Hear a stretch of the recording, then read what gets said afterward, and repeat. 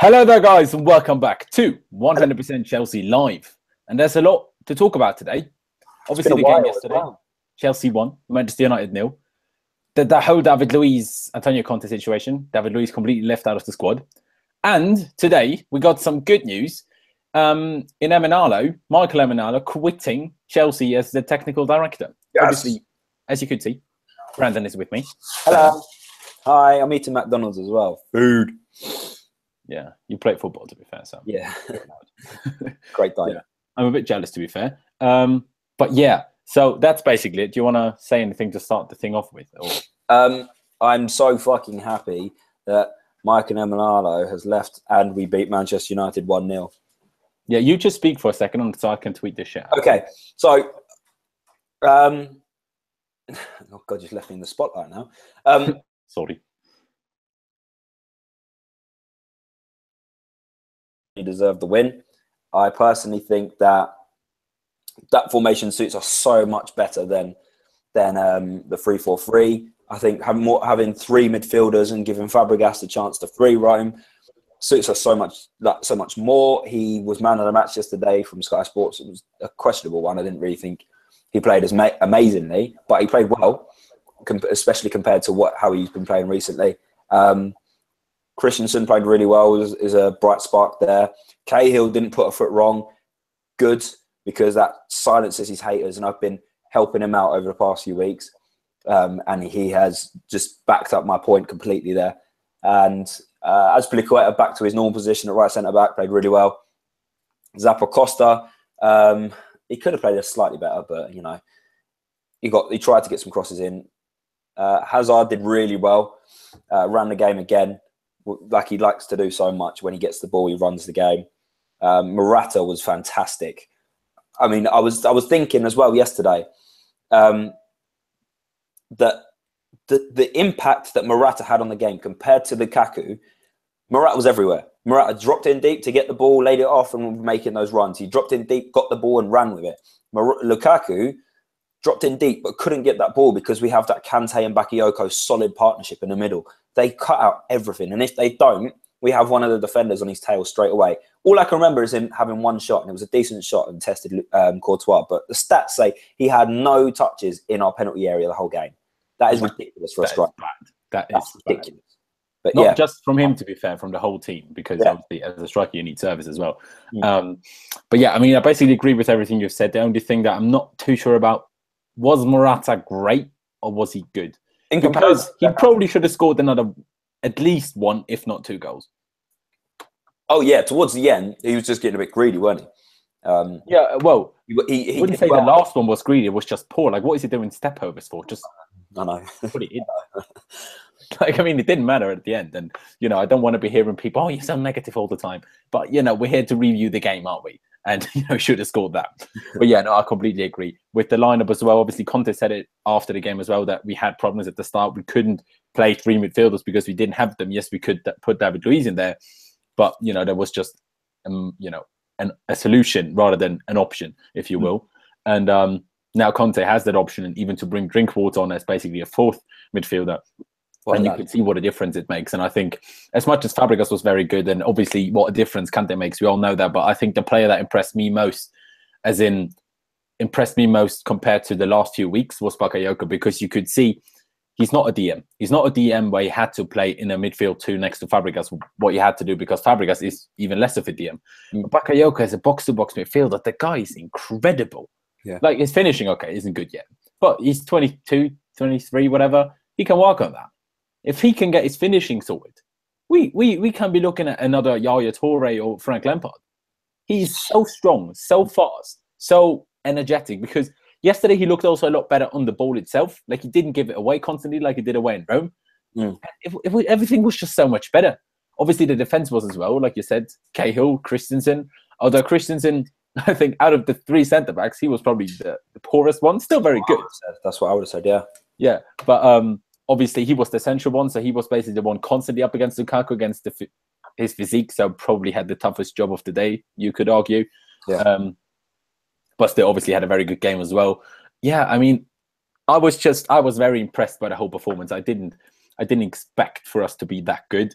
I didn't expect for United to kind of go for it. Not really, but kind of. I think that was basically their main downfall. They couldn't really decide, do we want to go for it or do we want to sit back? They were just not sure. And I think that's why it really didn't work out for them. Yeah. I don't know. Obviously, we knew they were going to be defensive. But they weren't as defensive as, nowhere near as defensive as they were at Anfield or even at home to Spurs. And I think that's what shocked us. And they matched us 3-5-2. Did they? Yeah, apparently. That's what United fans were telling me yesterday. They matched us 3-5-2. I thought it was a 3-4-3. Did I think it was a 3-4-3? Oh, yeah. No, true. Because Rashford kind of played next to Lukaku and Mkhitaryan is basically a number 10 behind him. So a bit of a more attacking 3-5-2 than we had, actually, because Fabregas was a bit more of a quarterback rather than a number 10. Yeah. I mean, like you said as well, what was positive about yesterday is Timo Bakayoko as well. The fact that, like you said, he had to play a lot more defensively when Kante wasn't there. But yesterday, Kante can do the job for two people. And because he was so good yesterday, it allowed Bakayoko to get forward. And we actually saw Bakayoko drive forward, and we haven't seen that properly yet. And that was really promising. We haven't had a player like that in years. No, we haven't. Drive forward through the midfield. We haven't had that since Lampard lost his legs, basically. Yeah. And that was that's what we were missing for so long. And all right, he needs to improve on his finishing, but he got in the right areas, and he was in the right areas to have the shots as well. And he's not got a bad shot on him. He's a professional footballer. Of course, he's going to miss one or two opportunities. But and also, I've seen a few Monaco games last season. He wasn't in that position last year. He was never a player that was used to taking chances. And for any player, no matter who you are, with a few exceptions in world football, it's not easy to score from outside the box. And except his volley, all of his shots were from outside the box. So I think people were a bit too harsh on him. Like some people in the comments of my review were like, no, he has to be taken off. His finishing is so poor. I'm like, calm down. These chances were good chances, but not easy to convert. And even the volley he had, that was on the volley, not like his foot somewhere in the air, basically. Yeah. It wasn't easy. He should have done better, but it wasn't easy. Well, when Lampard first started like that, he was having shots here, there and everywhere. And it's just taking time to familiarise yourself with that role. Yeah. The correct decision making, Yeah, and I'm confident that he will get there. I think when I first saw him play earlier in the season against Spurs, I saw that he could be very good. Today, basically, underlined that. But obviously, I mean, he still has to improve. And if he doesn't improve, then he won't be good enough consistently. But if he does, and I think he has the capabilities to do so, then he can be a very good player for a number of years. And obviously, like I said in my review as well, if you haven't seen it, check it out.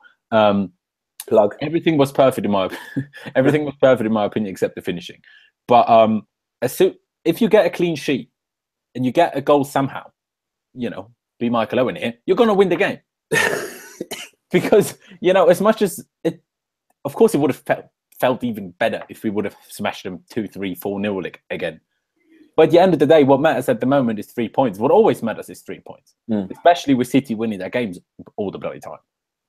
Yeah. All that matters is 3 points. So it's not just the finishing wasn't perfect. As long as we are solid at the back, like we were against United, I don't mind so much if we don't score all of our chances. But that's why I was so critical with Morata against Bournemouth, because Bournemouth are very poor going forward, and they still almost equalised at the very end. Yes, United did as well, but that's a different kind of opposition. And anyway, so yeah, I was ranting on. Do you want to talk about the David Luiz situation? Yes, I do. I've got something to say about that. Okay. So basically, if you didn't know, David Luiz was obviously left out of the squad completely. Rumours have it that he was basically, frozen out of training, even basically made to be a ball boy Thursday and Friday before the game. And I don't know what about Saturday because we played Sunday, but okay. So that, and apparently, so if you watch my preview to the United game, I quickly spoke about the Roma game, and I also spoke obviously about the press conference, and Conte said some very strange things why Cahill played as the right centre-back in Rome. And when I watched that and when I did the preview, I was like, was he told from above to do that? But rumours have come out and certain things have suggested that maybe the players have basically kind of made Conte do that. And it seems like David Luiz was the vocal point in making that change. And I don't really know why Conte lets David Luiz have that decision and then drop him out? How about you just don't give him the decision in the first place? Well, you know, I don't know what exactly went on, obviously. But then he was dropped, and Conte spoke after the game to the media, first in the post-match, you know, interview that's live on TV, and then in the post-match press conference. In the interview, he said, he was asked, does David Luiz have a future at the club? And he said, I don't know, basically. Although, what's the guy called that's always at the press conference, the media presenter of Chelsea? What's his name? David or whatever. Parker. Is it? No, that's Chelsea TV guy, isn't he? What one are you asking about? The Chelsea presenter? No, that basically always sits next to Conte at the press conference. Oh, I don't know his name. Anyway, something David, I think.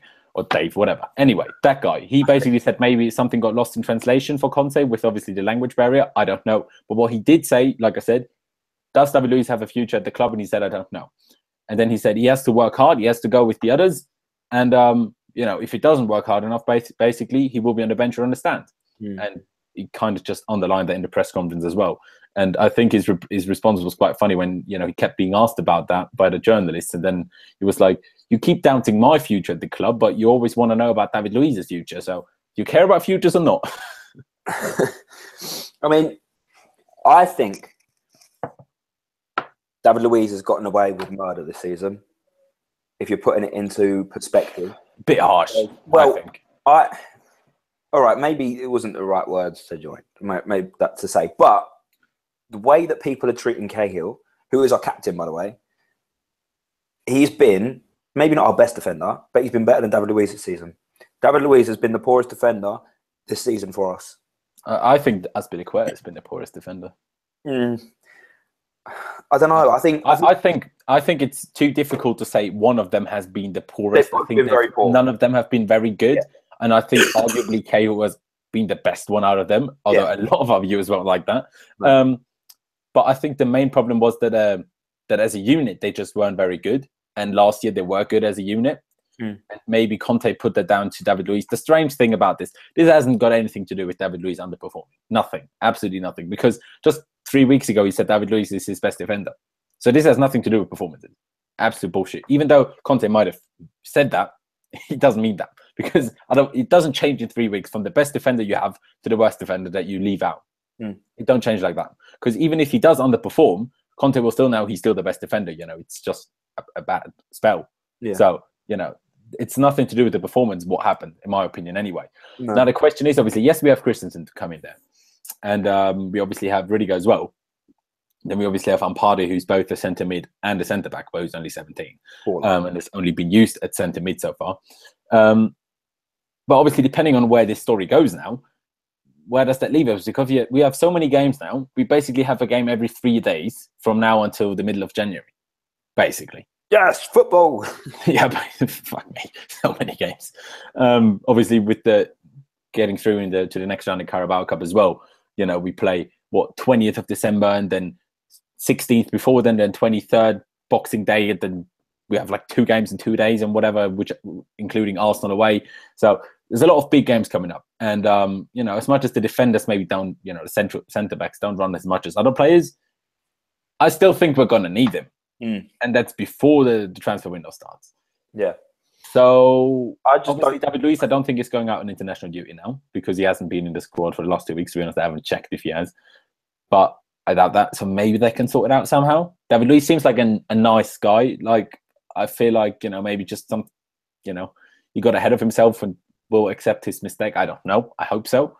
I don't mind Christensen playing because I think he's very good, and I think what Conte said, you know, he's the present and the future of the club is very promising. And also the way he speaks about Ampadu as well. Funny that he doesn't speak like that about Musonda at all. But, you know, he's using him every day in training, I suppose. But yeah, do you have anything to add? I mean, if that didn't work out, if Christensen made a vital mistake to cost us that game, that could have backfired so hard on Conte. Yeah. Of course, you know, he trusts Christensen enough that he does make that mistake, and I think we all do. But if he didn't, bloody hell, that could have fired. I mean, I'm glad he had the balls to do it, because it shows that Luiz is probably one of our most senior players, obviously bar Cahill, who's been there longer.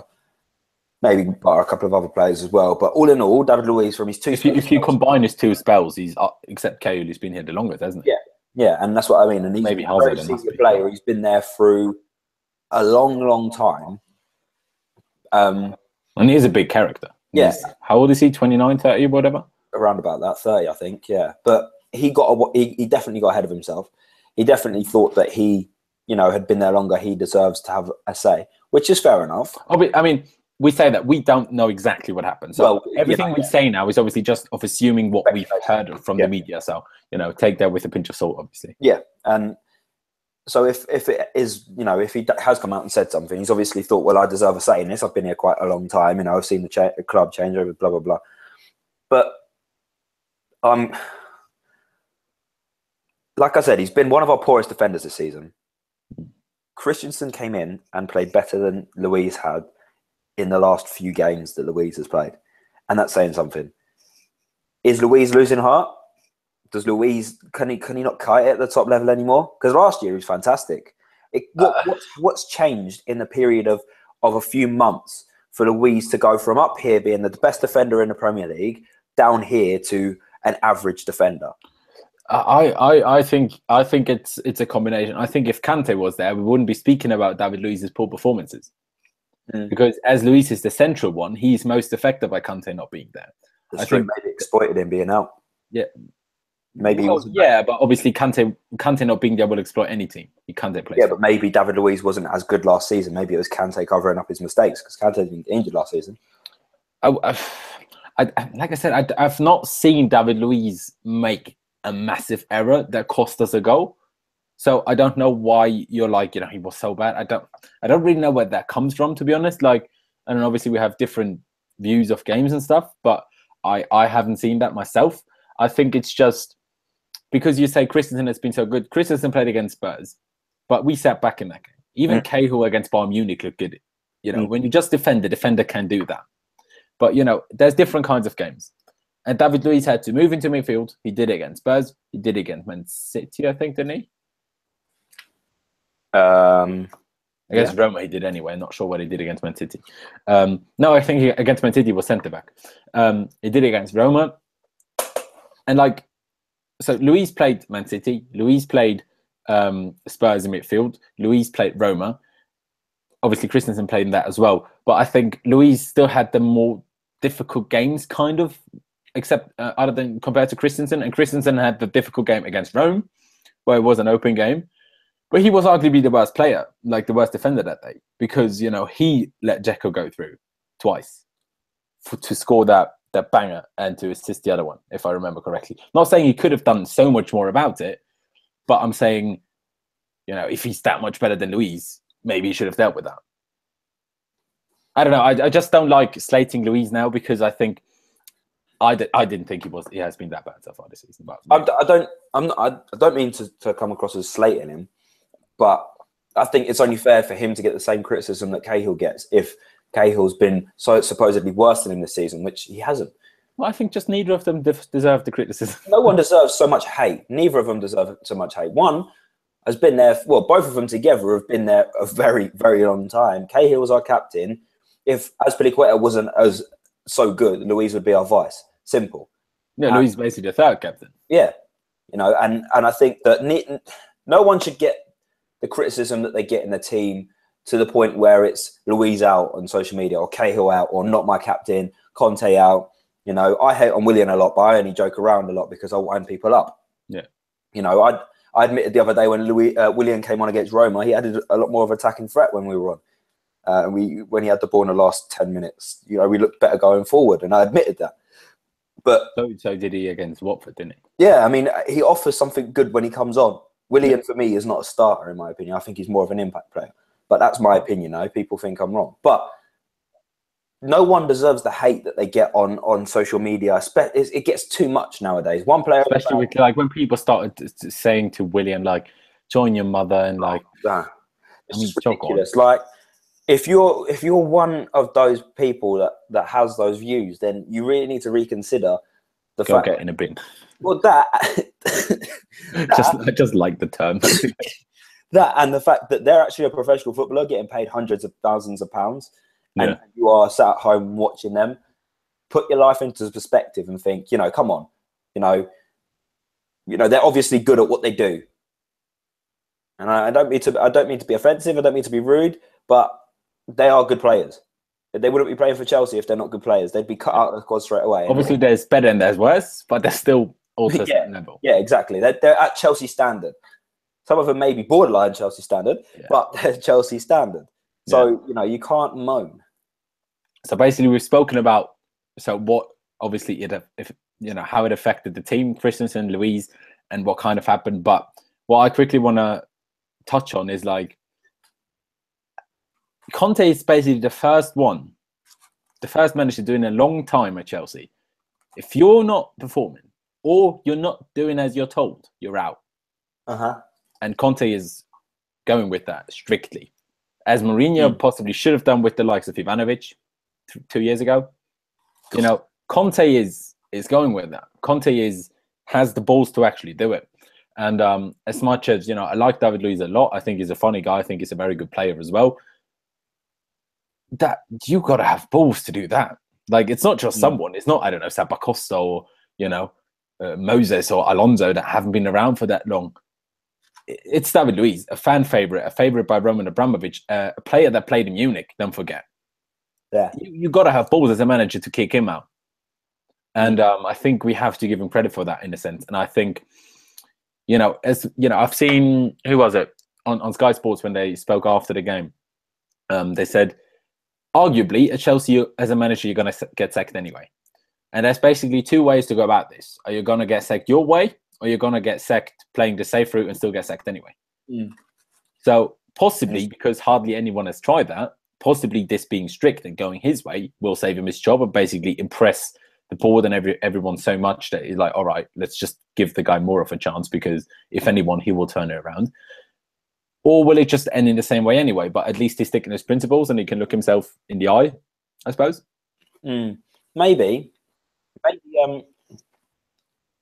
it was, he kind of said, because obviously Conte and Mourinho, when he was manager, obviously all of them have had friction with Emenalo, which we'll speak about in a little bit. Maybe it was a kind of fuck you to Emenalo. Maybe it was a little bit of, if Emenalo, because obviously someone else has definitely got a say on the squad on the day, because a lot of the times you look at Conte's squads and you think, that's not a Conte team. And he changes it throughout the game and whatever. Maybe, just maybe, it was Conte said to Emenalo, I'm dropping David Luiz. If this doesn't work, then fair enough. You have a right to say you were wrong. And then he could possibly put his head on the line. And maybe Conte said to Emenalo, if this works, you've got to let me have some more power. You've got to trust me a bit more. Maybe that's why Emenalo went. There's all possibilities. I think you're clutching at straws here, but yeah, I mean, clickbait and all that sort of stuff, but I get it, but I don't think Emenalo has too much power on the match day going ons. I don't think, because if he did, more of the youngsters would be in there than they are, because obviously he's in charge of the youth setup. Yeah, but yeah, obviously that all of that plays a part. I think it isn't just Conte v David Luiz. I think there's a lot of fight for power inside the club, not just between players and the manager. I think even less so players than managers than Conte against Emenalo, Conte against Mourinho. Like Mourinho had it with his transfers, and I don't know, Mourinho was maybe had too much affection for the club to try something that brave. I don't know. Maybe he just didn't have the balls. It is like I said. He is the first one to actually go through with it and just be strict, stick to his principles. If you don't do as you're told, if you don't perform, you're out. And like I said, I think you have to give him credit for it. And we'll have to wait and see where it takes us. And it was a bit frustrating to see that Christensen is such a good young defender, but just because he is that central one, and David Luiz has obviously been so good last year, that basically Christensen couldn't play, because obviously Conte said he's not on like a left or right side of centre back. So, it was kind of frustrating. So in that sense, it's kind of good, because if they're the same level, which I don't think they are just yet, but, Christensen definitely can get where David Luiz is, if not better, if not a lot better. Christensen is what, 21, 22? So there's about good 8-9 years between them. If they're not far off each other, why wouldn't you play the younger one? Yeah. Mourinho did it with Cech when he, benched Cudicini. He did it with Cech when he did it with Courtois when he benched Cech. Yeah. It's just the decisions that you have to make. They might not be the most popular one. They might not be the ones that work straight away. When United put De Gea in straight away, it didn't work straight away. He's arguably now up there with Neuer. I don't think Neuer has been all that great for the last few years. I say last few years, last season anyway, although he has obviously been injured. But I think De Gea is arguably the best, at least as good as Neuer at the moment. So, sometimes you just have to take a risk. But obviously you mentioned it already about Michael Emenalo. Brandon has already made a video on it on his channel. His link is on the screen and in the description. Yeah, check, guys. If you don't want to type my name in on YouTube, go into the description of the video. Oh my God, I've just clicked on my picture and I was very close then. Type in Brandon Morgan on YouTube or go into the link of this description of the video and go over there. My video on Emenalo went up and it actually got quite a good response. It got like a lot of views in a shorter period of time, which I really wasn't expecting. So thanks to all of those who have liked it and watched it already. The feedback has been really, really positive. So go over there, make sure after the stream, obviously, and check that out and let me know what you think of that as well. We've got this plugging thing down. We do it very, very well. Partner plugin. Anyway. Yes. And go and check out Laurenz's previews, match previews, all of them, and the reviews. And on his social media as well, and basically just go and do everything for Laurenz. Do everything for me. I agree. So obviously Michael Emenalo has today quit Chelsea Football Club as the technical director after being at the club for 10 years as technical director since 2011, was it? It was technical director in 2011. He joined in 2007. Yeah, under Abraham Grant. So what I quickly want to basically talk about is obviously the statement that the club released. Obviously they were like, "Oh, we're so sad and you're leaving and whatnot." And Marina said a few things, And what I didn't like was her saying, we're reviewing a managerial situation or whatever. Yeah. And Michael Emenalo will, be involved basically in the decision kind of thing in different words, but basically that, which I found a bit strange. Obviously, there have been rumors and stuff being talked about. Andrea Pirlo has today confirmed his retirement from football. A lot of people have been talking about that. Some people have mentioned get Ballack. Some people have said get Lampard. Drogba. Lampard too. Pirlo, but Drogba has a job. He kind of owns a club in America, so I'm not sure whether he's available. Damn it. But Lampard, I suppose, is Pirlo. Yeah. Obviously, Lampard would be very good for the English stuff, but Pirlo is a very well-respected player, worldwide. Not that Lampard isn't, but, English players are always more respected. Yeah. England-based. And Pirlo, as much as he's basically only played in Italy and the US, fair enough, but he's maybe a bigger name. Obviously, he's fluent in English of his time in New York. Obviously speaks Italian, which won't harm the connection with Conte. Conte said he wants to work with him. Well, when he first joined, and Pirlo was rumoured to come as an assistant manager at one point. Yeah, Pirlo was at the training club last year, like January time. Yeah. He said he loves Pirlo and he'd love to work with him at some point. After again, So hopefully, fingers crossed, this is the time. I think he'd be a fantastic addition. I agree. Obviously, would we then just sign Italians? No. I mean, the Italian league is proving to improve, but I think if Pirlo joined, I think it would give Conte a lot more freedom in the transfer market. Obviously, Michael Emenalo had strict instructions from Marina and Abramovich of what to go in and buy, and he stuck to that, and he didn't really listen to what Conte said, because obviously it was evident when Conte came out in press conferences and said, we tried to sign this player, this player, this player. It's frustrating times for us in the transfer window at the moment, and obviously something wasn't connecting. And it was the same with Mourinho when Papi de la Boggi was signed. That was an Emenalo signing. And Mourinho said he'd never even heard of him. Yeah, he said I didn't want him. I wanted, he was after Varane at the time, and we ended up with Papi de la Boggi, who played 1 minute in an FA Cup. Yeah, I mean, we doubled his price. So I've got what Mourinho said about. You got feedback as well? What's that? If you've got feedback, Slightly. I don't know. Plug your earphones out in again. I don't know. I'm just going to read this out now. Let us know if the feedback is bad or if you can hear it anyway. So what Marina said is we will now be reviewing our management structure, and Michael will be a part of that process as we look ahead, which is basically what I said earlier. But yeah, so I'm not the biggest fan of that. Obviously, there have been people suggesting, are we going to do it like Arsenal? You know, basically giving the whole power to the manager. Definitely not happening. Definitely not. Marina is not going to give all the power to Conte. You know, just get that out of your head straight away. As much as it wouldn't be bad, as that isn't as much of a magnet for players as someone like Mourinho or someone like Guardiola is. So I don't think that will be the greatest thing anyway. But yeah, I mean, obviously we don't know if Pirlo will join us. It's just a rumor that has been going about, and it's been quite coincidental that, you know, Pirlo has obviously today announced his retirement and all that kind of stuff.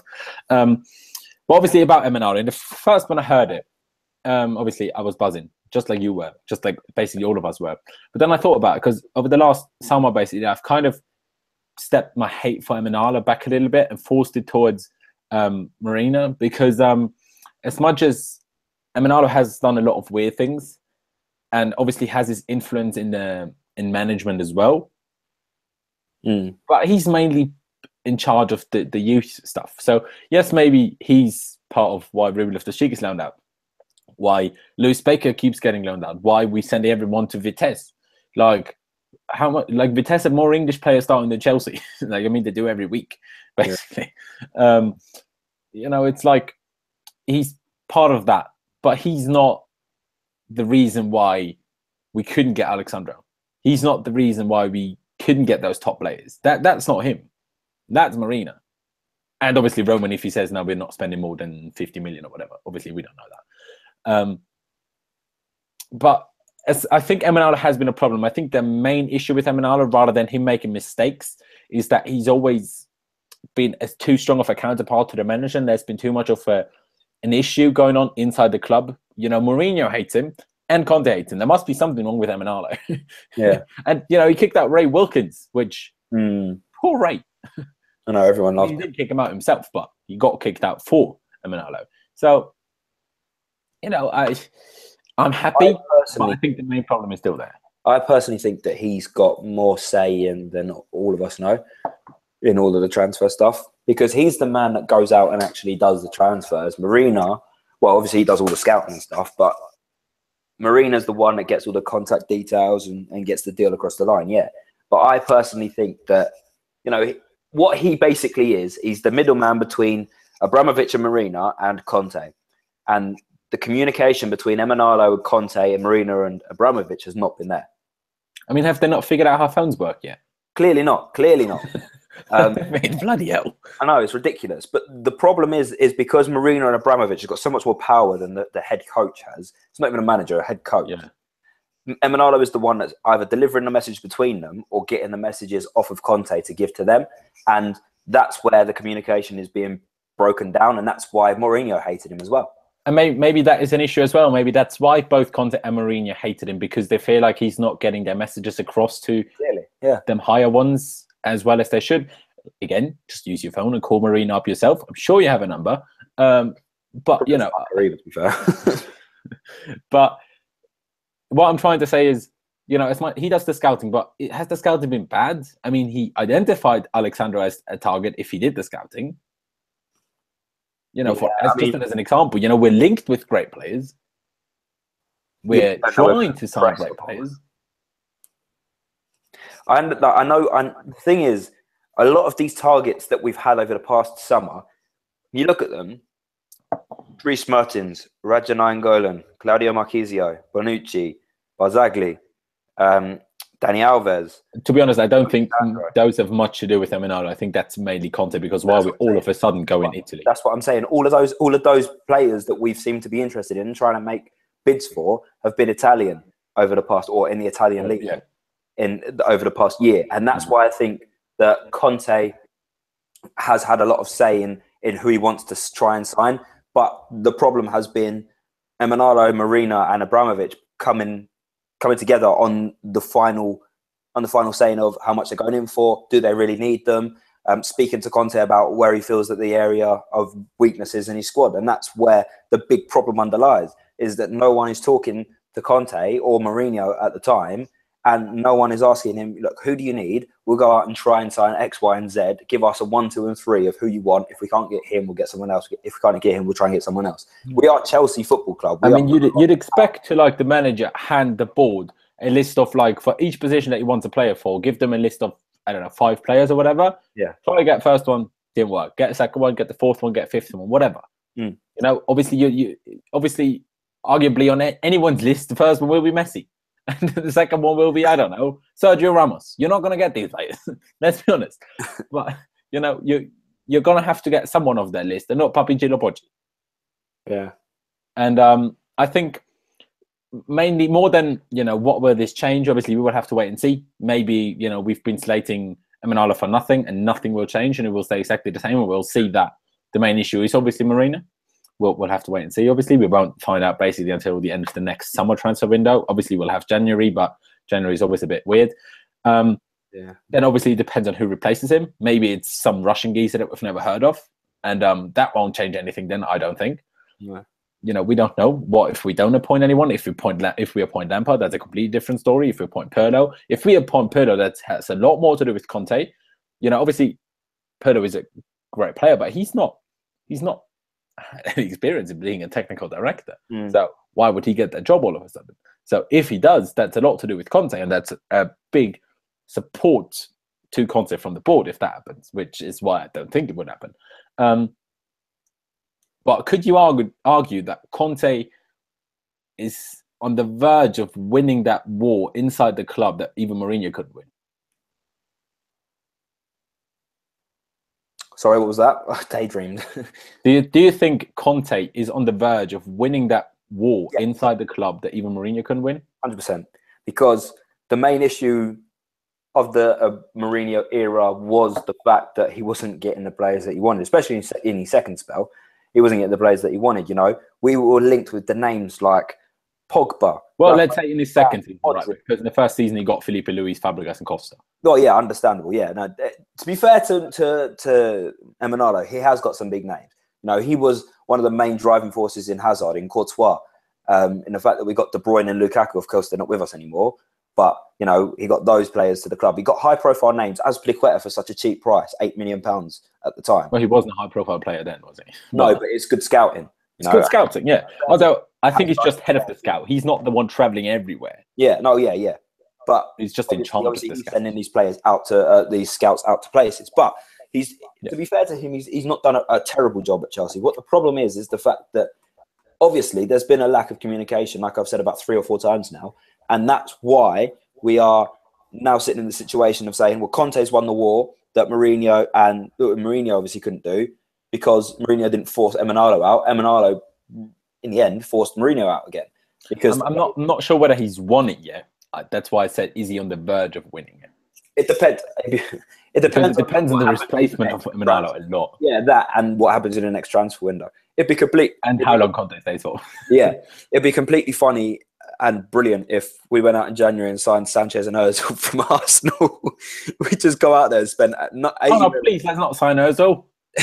Please don't. Ozil, let's take Sanchez. Yeah. I'd pay 40 mil, 50 mil for Sanchez and wipe all the smiles off the City fans' faces. And the Arsenal fans.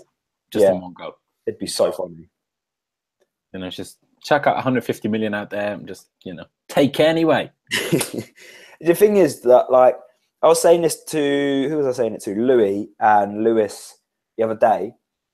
We need to try and sign someone like Arturo Vidal, who is now about 30 years old, but he's still fantastic at what he does. Oh, that's basically Nainggolan, isn't it? Yeah. But he's an older Nainggolan, but he will be a rotation player soon.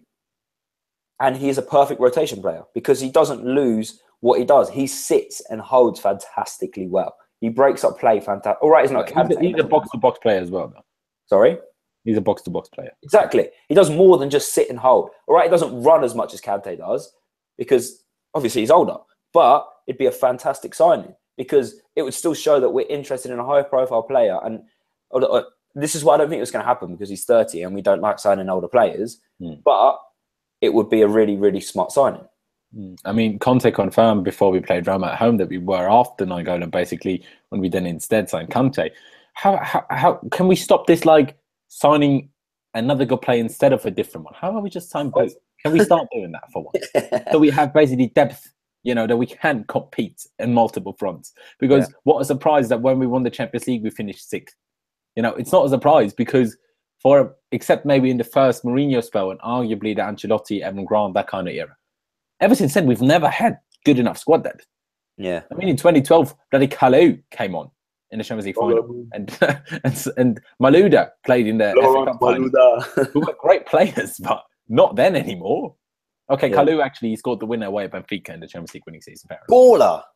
Torres assisting it, by the way. Torres, my guy. Oh, it's so sad he's leaving Atletico in January. Should we just bring him back? Why? Why is he? Because Diego's going there instead. So Diego's taking his place. So we take him back? Yeah. Apparently he's going MLS. Well, yeah, bring him back because we only have 2 strikers anyway. Certainly he's better than Mishi. Oh. Bold statement, that. Bold statement.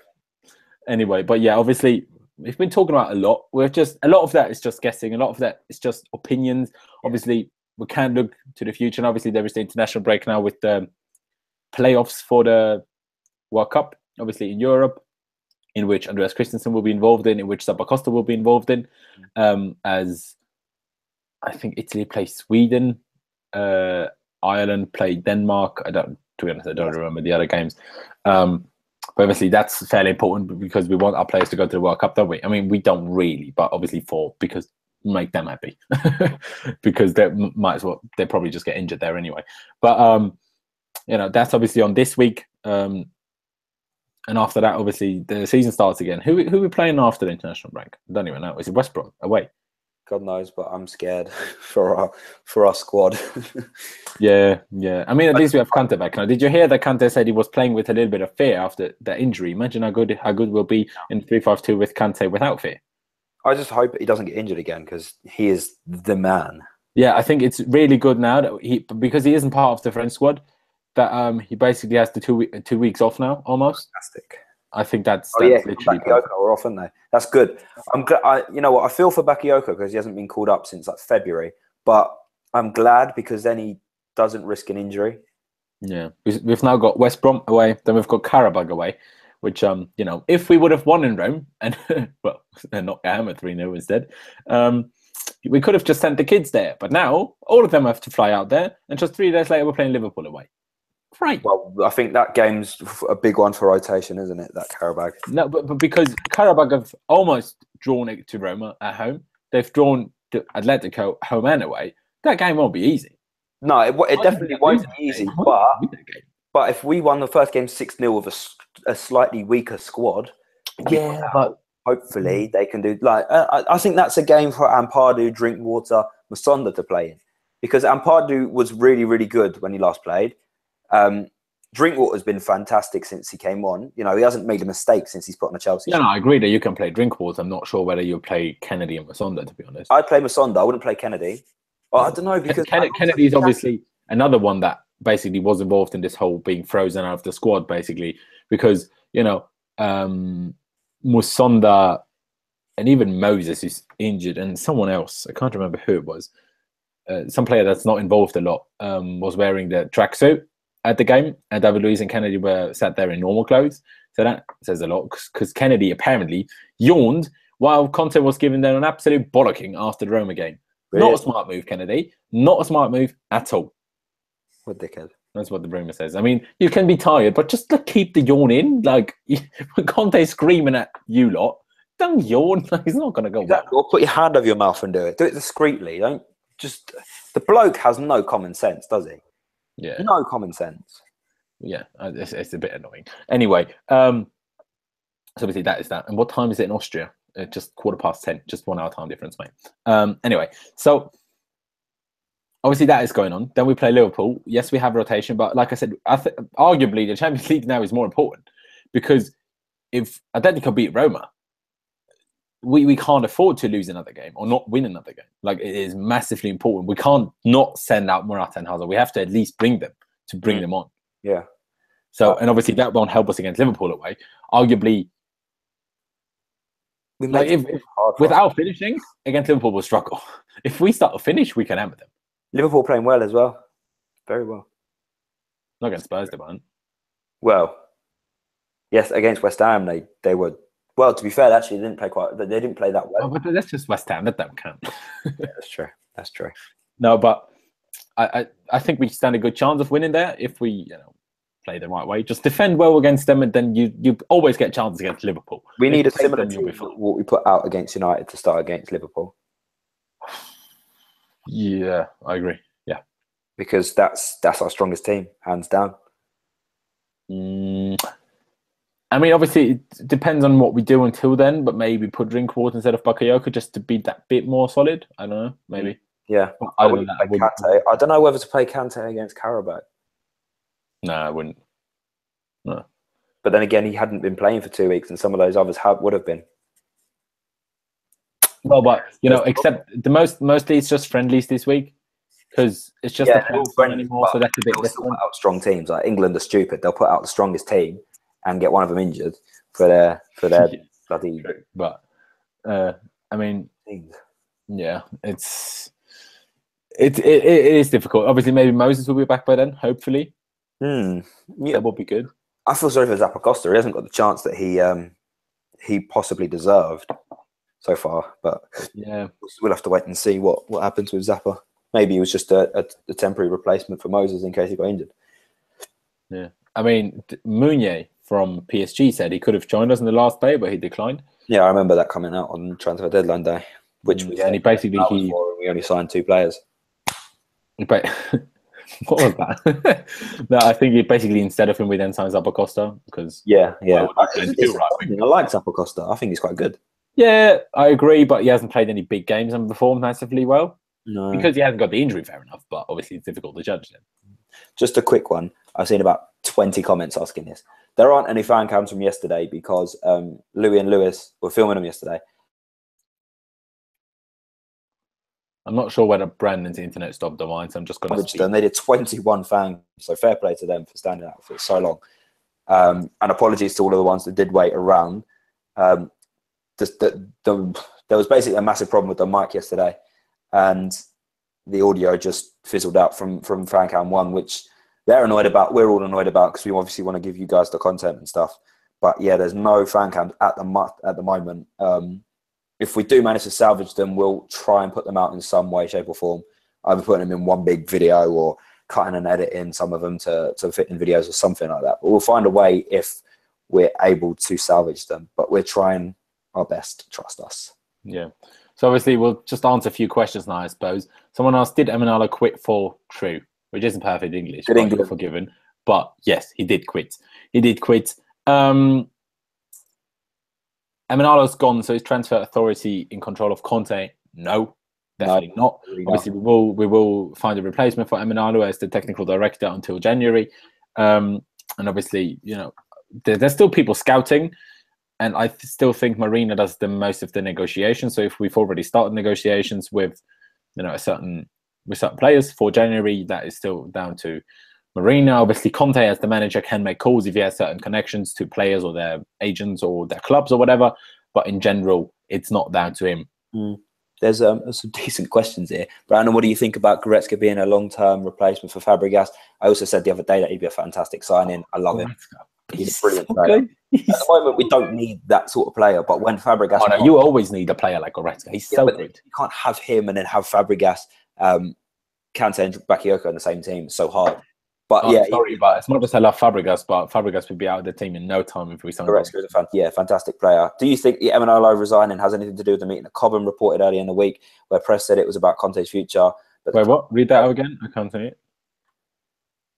What's that? Can you read that out again? I couldn't see the question. Do you think Emenalo resigning has anything to do with the meeting at Cobham during the week reported where press said it was about Conte's future, but the club felt very differently? What I've heard from Matt Law on the Telegraph is that last week when Conte Abramovich went down to Cobham, Obviously, it was to ward off like the negative press and stuff like that, and to prove that he has got a good relationship. But it wasn't good vibes down at Cobham, and it was a time where obviously Emenalo's based there as well. It was a time where Emenalo went up to Abramovich and had a meeting with him and said, "Look, this is what is going to happen." I don't know if Emenalo called Abramovich there and said, "Can you come down to training this day?" But because Abramovich was there, he took the chance to say to Abramovich that, "Look, I'm going to resign." I don't know if it's dependent on any wins or what. I don't know how the conversation went down, but apparently he had a meeting with Abramovich, on I think it was the Tuesday or the Wednesday last week when Abramovich was down there. So yeah, I'm not sure. Another one is Baba. So is Baba in our squad? Baba is on our squad. Conte did come out a few weeks ago actually and say that he may be used when he comes back from injury. So fingers crossed that he does, because I like Baba. Someone asked, why don't we let Conte have control over the transfers? Well, the thing is, basically no club in the world does that except Arsenal. Yeah, Arsenal's the only club that the manager is the only guy that is in charge of the whole thing. The issue is that at our club, for some reason, there always seem to be massive differences in opinion. If everyone in charge of that combined the manager or first team coach with the board and the technical director, if they all agree on most things, then it's fine. Then it doesn't matter. Obviously, people have been saying about Drogba and Lampard and Ballack and Terry. Well, obviously Terry's still playing. But I mean, Drogba obviously, like I said, has this club Phoenix or whatever in a non-professional American league where he's still playing for as well and keeps scoring goals and posting them on Instagram. Belter of a player. Yeah, exactly. Someone talked about Ballack. I mean, I like Ballack, but I'm not sure why is everyone talking about Ballack as a sporting director? Like, he's not worked in that. Yeah, but then again, neither is Lampard, neither is Pirlo. Of course not, but Ballack has been out of football for a longer time and has not done anything in that direction. Yeah. Lampard has just come out of it and he's doing his badges for managing, for coaching, and he's working as a pundit. And, Pirlo has literally retired today. So I'm not sure why. Ballack, I wouldn't mind him, but I don't know if he'd be any good at it, to be honest. Yeah. There was one I saw hit, but I can't remember where it's gone. Got questions. And sorry, quickly. Sofian said, Seydu, what did happen to David Luiz? Once this stream becomes a video, watch the start of the video. That's basically what we speak about at the early bits of the stream. Or if you can, just go back and watch it. We spoke about it in much detail. Yeah, towards the beginning. Someone said, Brandon, would you prefer Sanchez at Chelsea over Willian and Pedro? 100%. No, because we already have not enough players. We can't swap 2 for 1. Well, no, I'm not saying swap them. I'm just saying I'd prefer Sanchez over. Sanchez. Oh, individually, yeah, of course. I thought maybe as a pair, and I'm like, nah. No. Even less players. I think Sanchez would definitely start. I think we'd have to play a 3-4-3, and we play Sanchez, Morata, and Hazard, or Hazard, Sanchez, Morata, Hazard. I mean, Sanchez. I'd even love a 3-5-2. Play Hazard as a number 10. And Sanchez is right up top. Yeah, I mean, it works. I mean, there's so many possibilities. I'd love for us to actually be a big club again and go out and try and sign Sanchez, but I can't see it happening unless something changes between now and January, which hopefully Arsenal do sell him in January, because they need some money for him, and a lot of clubs will go for it. Apparently, Man United have come out and said that they're going to pay a lot more than City will, so United want him as well. So why don't we? Of course, everyone wants him. Why don't we just join him? Why not? We'll go a couple more, and then we will end it, because we've been going on for about an hour, which we love to do. There's a lot of so many different kinds of questions that it's difficult to sort of get some sort of structure into this. There's so many different kind of questions. If we don't answer your question, go onto Twitter and tweet us at our handles down here. Yeah, mine's there, and Laurenz is on screen as well when Laurenz talks. Tweet us the questions, because we'll reply on Twitter. We have a lot more time. Obviously, on this, there's like 30 questions coming in at once, and we can't answer all of them. A lot of them are good questions, and we do want to answer them. But I could go into so much depth about all these questions, and so could you, Laurenz, couldn't you? So we'd be here for about another 6 hours. Yeah. I just want to talk about something quickly, because it's been mentioned a few times now about Tammy Abraham. People have been asking, will he get a chance? Will we, get him back? And to Neptune 8874, Abraham was not sold. Abraham was loaned out. So he will come back. But obviously what I want to talk about with him is, obviously we can't recall him in January, which I'm kind of glad about, because there was this clause in his contract apparently that if he played a certain amount of games, then we can't recall him. And I think it was 10 games, 10 league games, and he's already played more than that, I think. I think he's basically played in every league game. Or is it 10 games in all competitions? I don't know. But apparently we can't call him back anyway. But he's doing well at Swansea. And I wouldn't even call him back next year, because there's no point. He'd just sit on the bench. He'd, like, arguably, unless we sell Michy, still be behind Michy Batshuayi. Next year, in my opinion, we should do what we did with Lukaku, who'd be loaned out to West Brom and then loaned him out to Everton. So next year, loan Abraham out to an Everton, to a Watford, depending on how they do for the season, to a Southampton, something like that, a mid-table Premier League team, just to, like, give it a step in between Swansea and Chelsea. Because it's like a Lukaku thing, isn't it? Basically, like, we did it spot on with Lukaku. West Brom, Everton, then kept him. And even loan him out to Everton again, but then not sell him. It was perfect. Like, you couldn't have done it any better. He improved so much. And if we do that with Tammy Abraham without selling him, perfect, especially because he's English. And he's been here since what? He's been 8 or whatever. So, that would be perfect. But I don't think it would be good to have him back next season, because, like I said, it would damper his improvement, in my opinion, his development. I think there's no point, because he'd not start ahead of Morata, let's be honest. And even if we play 3-5-2, we wouldn't play Morata and Tammy Abraham together, because they're very similar types of strikers, both quick but still strong, tall, I mean. So that wouldn't work. And Loftus-Cheek is just, he's already 21, 22, which is not old, but compared to Tammy Abraham, which just turned 18, is fairly old. I personally think that Loftus-Cheek could have a chance next year. Watching him, I watch him a lot, because we see our steward down at Palace. Yeah. And the guy is where does he play at Palace? What position? It's weird. They've played him out on the wing before, but I think they've realised that his position is more central. I think he plays alongside Kabay and Mijailovic, or however you pronounce his name. But he plays more free roam, so he kind of gets just behind. He kind of gets just behind the striker, and he has the whole area to himself. And watching him against Spurs yesterday, the amount of space that he drove into, the amount of times he does a Bakayoko role very, very well. He picks the ball up and he drives with it. And he makes very, very good decisions on the edge of the box. And I think that he is going to be a fantastic player if we give him the chance next season. But then again, it's him or Bakayoko. Do you know what I mean? I think, because I think even on Mourinho, I think Mourinho was more than willing to give him a proper chance, because Mourinho was the one that put him in the team. And then Mourinho had these post-season games when we won the league in Australia. And then Mourinho came out and said, how is it that the young player, when he gets a chance, doesn't put the effort in, but Fabregas and John-Obi Mikel run for the whole game?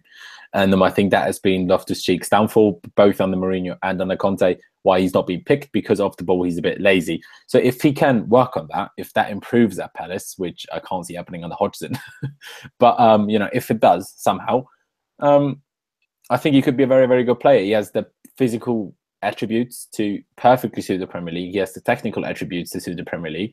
He can play in a number of positions. His best position, I'd say, is the number 10, maybe a box-to-box type midfielder. But I think is he good enough to start for Chelsea? I don't think he is. And these young English players, they always want to play. That's why Chalobah left. These players, as much as they love the club, maybe if Chalobah was happy to sit on the bench, which is where he should be in that team, because he's not good enough to start regularly unless we have injuries, which people have to accept, then he would have stayed. But he wasn't happy to do so. So, basically.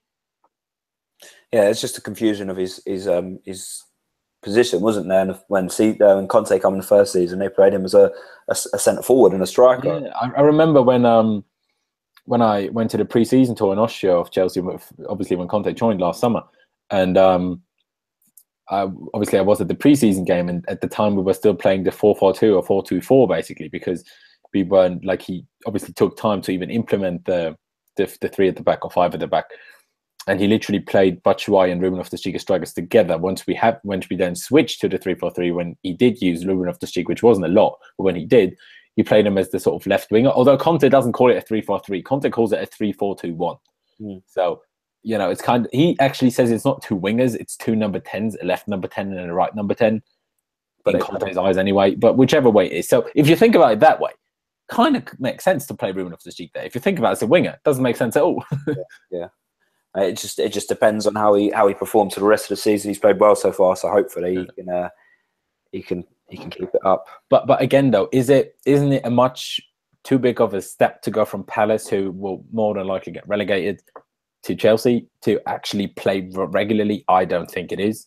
I don't think it's that big of a step. I think been born and bred Chelsea. Yeah, no, but the quality. I mean, the quality in the step. I know that, but he trained with Conte all of last season. He knows what Conte wants. I personally think that because he's been there a year already with Conte, I think he knows more of what he wants. And if he does do well at Palace this season and comes back in pre-season and works his fucking arse off, which we all know he can, then I think easily he could start. I mean, I think we'll have to agree to disagree on this one, because I don't think he'll start regular games in Premier League anytime soon. But yeah, I think we've been going for, I think it's about basically an hour now. So like Brendan said earlier, if you have any other questions that you want to have a chat, with us about, our social media is there. Mine is Last1507 on both Instagram and Twitter. Tweet me or message me on either of them. I will reply at some point. Sometimes I don't see the requests straight away because requests don't show up as messages straight away. So that's why maybe it takes me a few days or a few hours, but I will eventually respond. And we can have a conversation on there. Obviously, check out Brandon's social media as well. His Twitter and his YouTube is in the description. Obviously, when he speaks, he will tell you about it as well. Check out my review. You didn't see that now, but I have a small screen of him and he just started tapping. There he is. But yeah, check out the review of yesterday's game. Obviously, check out Luiz's vlog of yesterday's game as well. Like we said, there have been no fan counts because the mic messed up. We actually had 21 ready to go, which would have been mental. But sadly, that didn't work out. It always happens on the worst days, basically. And Bournemouth, we only got 2, and they worked fine. So, yeah. But yeah, that's really it from us. Obviously, Brandon, do you want to sign out quickly? Sure. I've had a couple of questions on Twitter already, so make sure you go over there and ask some questions if we didn't get to ask your question today. If you're asking it about anything to do with Luiz, Emenalo, the game against United, it will be all in this video. So when this video goes into a video and the comment section is born, go and have a look again at the video. It's worth watching because we answer some questions based on it and we talk about our own opinions on it. If you want to know about Emenalo, head over to my channel. I made a video on it. Wow, I can't speak English. If you want to know about Emenalo, head over to my channel. I made a video on it earlier. There we go. So I'd love to know what you all think about that as well.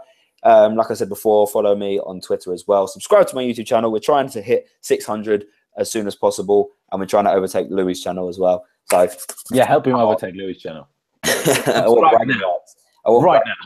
He's on 600 or something, and I'm on 530 at the moment. So if we can get more than Louis by Christmas, then we'll have a blighty party. I'll do a giveaway. I'll find a giveaway or something. There you go. Give away one of his hairbands for his man bun. Signed. But yeah, anyway, guys. He's done over it. Thank you for your contribution today. Follow me on all of those down below again. And yeah, I'll speak to you all very soon. And it's the first time I've been in a video for a long time. Woo! Yeah, he's alive. Yeah. Thanks for all of you asking for me. That's absolutely no one. Rude. I thought someone has, and I haven't seen the comments. No, it's like, whenever you're not in a video for like 2 days, it's like, where's Laurenz? Is Laurenz alive? It's like when I'm not in a video for 2 months, it's like, oh, Brandon's dead. Well, who cares? Ask for Brendan when he's not on videos for too long. It helps the self-confidence. Yeah, all the videos that get uploaded now on Laurenz's previews and reviews. Where's Brandon? Exactly. Just say, where's Brandon? Picture of me in the background. Exactly. Maybe I'll just add little clips of him, or just chuck a PNG of him in the corner of every video for some reason.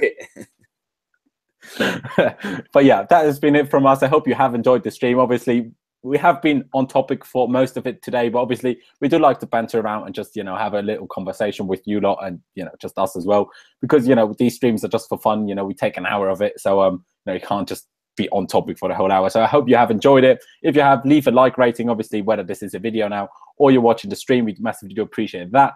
Subscribe if you haven't already. Like we've said before, subscribe to Brandon's YouTube channel. Check out our social media links. And yeah, thank you guys for watching. Up the Chelsea.